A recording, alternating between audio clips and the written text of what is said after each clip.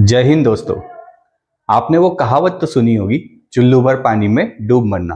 पर क्या आपको पता है इस चुल्लू भर पानी में पूरी दुनिया के लोग डूब सकते हैं या समा सकते हैं, और उससे ज्यादा भी समा सकते हैं। जानना चाहेंगे कैसे? आइए देखते हैं।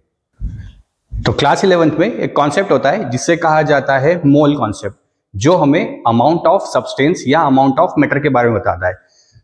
1 मोल जो होता है वो इक्वल होता है 6.022 इंटू 10 टू द पावर 23 के। ये कोई भी सब्सटेंस हो सकता है, एटम हो सकता है, मॉलिक्यूल हो सकता है, आयन हो सकता है, इलेक्ट्रॉन हो सकता है, प्रोटॉन हो सकता है। कोई भी सब्सटेंस 1 मोल जो है वो किसके इक्वल होगा? 6.022 इंटू 10 टू द पावर 23 के।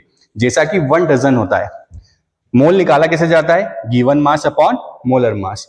और अगर हमें किसी भी नंबर ऑफ पार्टिकल को कैलकुलेट करना है कि किसी सब्सटेंस में कितने पार्टिकल है, तो उसको मोल से मोल को 6.02 10 टू द पावर 23 से मल्टीप्लाई कर देते हैं। जैसे अगर हमें 22 ग्राम CO2 में मोल निकालना है तो गिवन मास कितना है? 22 ग्राम। CO2 का मोलर मास कितना होता है? कार्बन का होता है 12, ऑक्सीजन का 16। तो 2 ऑक्सीजन है तो 32 प्लस 12 कितना हो गया? 44 ग्राम पर मोल। तो 22 से 44 गया तो कितने मोल्स आ गए? 1/2।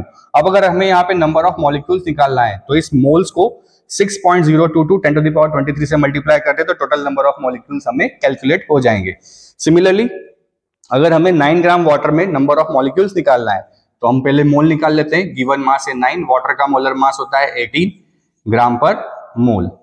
तो जो यहाँ पे मोल निकल के आए वो कितने हैं? Half mole.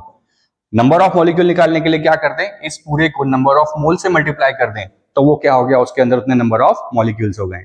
ऐसे और वीडियो के लिए हमें फॉलो और सब्सक्राइब करते रहिए।